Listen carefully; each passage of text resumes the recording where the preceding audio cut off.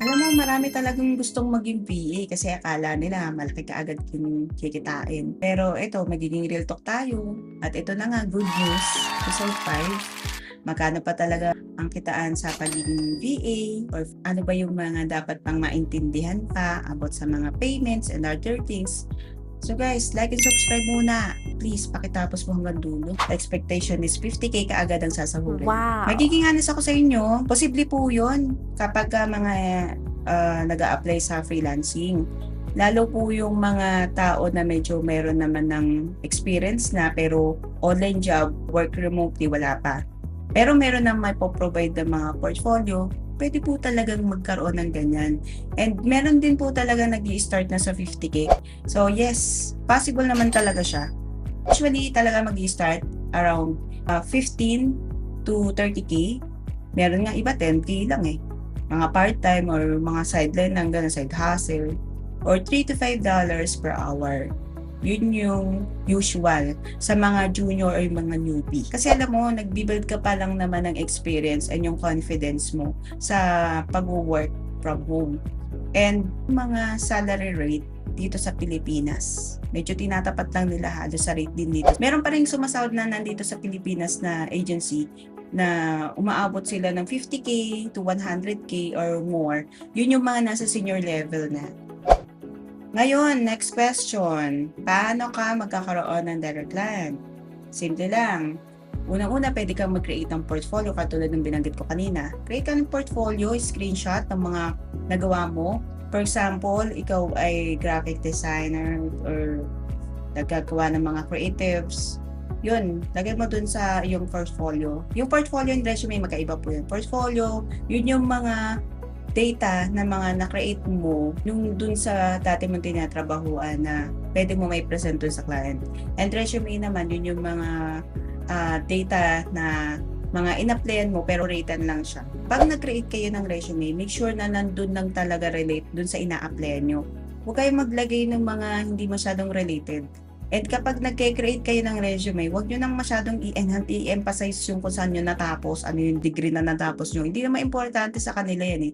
May mga company nila na re-require ng ganyan. Yung iba hindi nila hinahanap yan kasi wala po doon kalimitan doon sa college degree or wala doon sa kurso ng kolehiyo yung kailangan nilang skills and knowledge.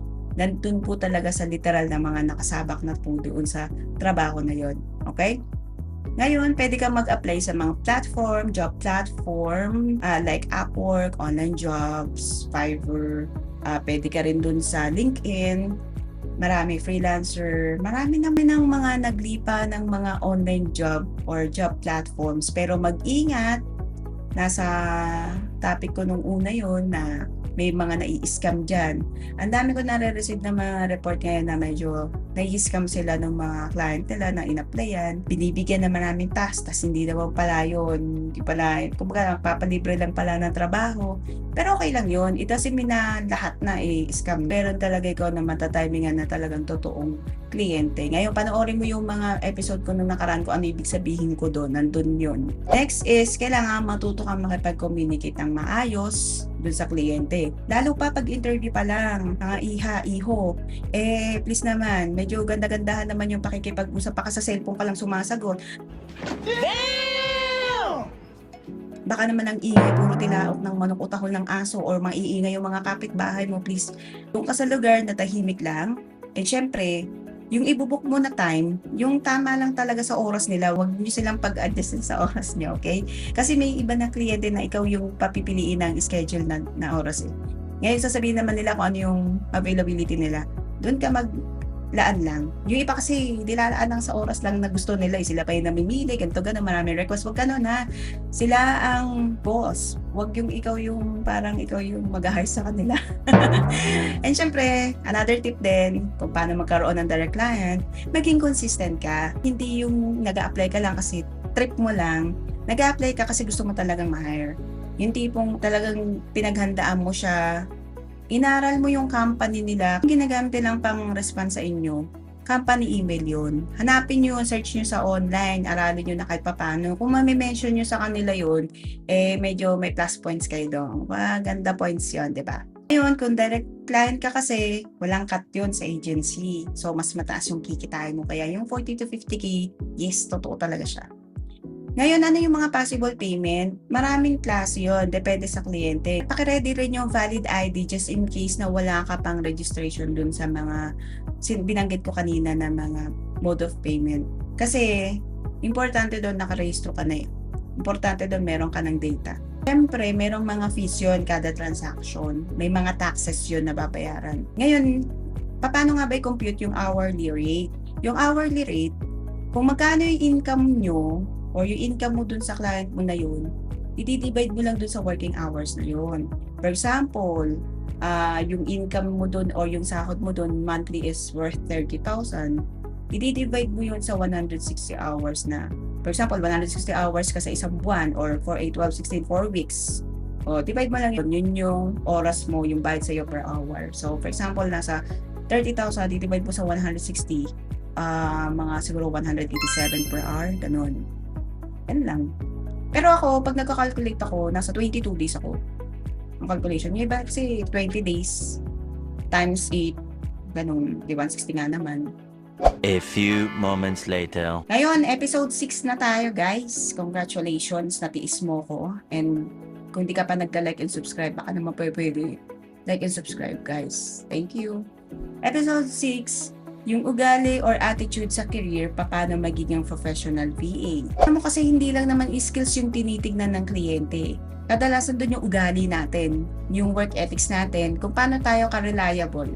Ito, tanong ko sa'yo, marunong ka bang sumunod sa instruction? Yes or no? Kung yes, congratulations. Kung no, okay. Wala tayong magagawa. Next question, nagre-reply ka ba kaagad? Yes or no? O dapat nagre-reply ka agad ah. Pangatlong tanong, kaya mo bang tumanggap ng correction or feedback? If yes, okay. Congratulations kasi matured ka na. Kasi alam mo yun, dito sumusuko yung iba eh. Kailangan reliable tayo, kailangan honest tayo. Kung may hindi man honest sa paligid natin, basta tayo honest, okay lang yun. Hindi big deal yun. Basta tayo ginagawa lang natin yung work natin. Ngayon, ang pagiging professional VA, yung mga taong nagtatrabaho kahit walang nagbabantay, yung hindi na kailangan i-supervise kasi syempre kung direct client ka nga, ay sariling sikap talaga yan, sariling kaalaman, sariling hanap ng sagot. At dapat responsive ka sa kliyente, maging polite ka, gumamit ka ng ChatGPT kung kinakailangan, maging responsive ka, respectful dapat sa pagre-reply, hindi pwedeng straight lang, hindi pwedeng ganun, okay? And syempre, hindi ka pwedeng magtampo or magkaroon ng attitude when it comes sa mga feedback. Yung feedback kasi ano yan eh, hindi lang basta binigay sa'yo yan eh. Hindi ibig sabihin niyan, mawawalan ka na ng work.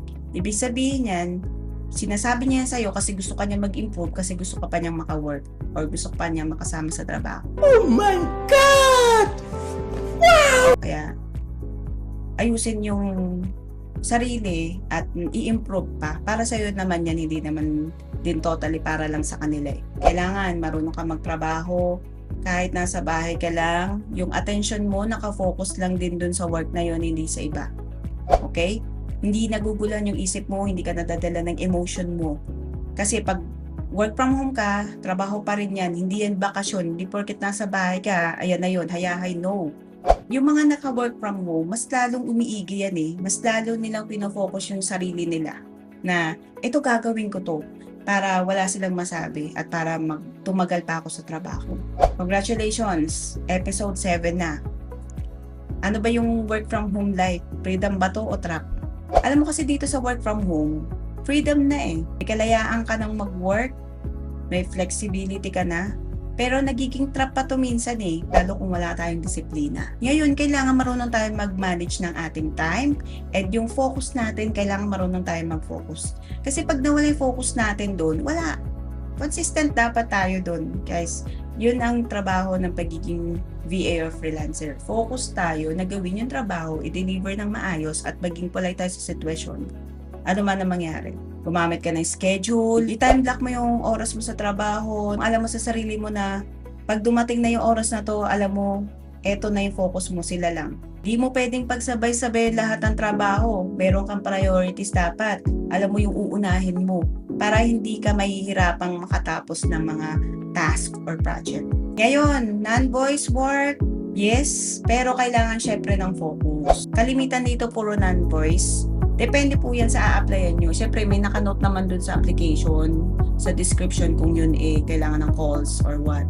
Ngayon, work versus personal life, hindi ka pwedeng distracted. Hindi pwedeng emotion madadali mo dyan. Kung galit ka dun sa paligid mo, hindi ka pwedeng galit din dito. Iba yung sitwasyon mo rito. Dapat relax ka lang. At alam mo sa sarili mo na ito trabaho to. Kailangan focus ka, work lang. 2,000 years later. Episode 8, guys, congratulations. Nakabot ka rito. Please, gagawin. Pag na lang question to.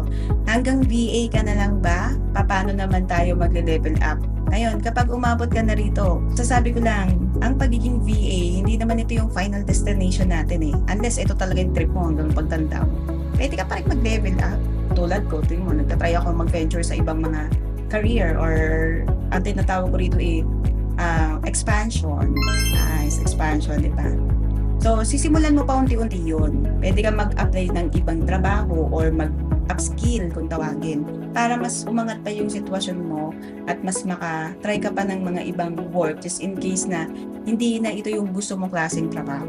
Start ka lang sa simple lang. Huwag mong kaagad kunin yung pinakamataas na rate ka agad. Doon lang sa abot lang na medyo relate lang din doon sa linya mo.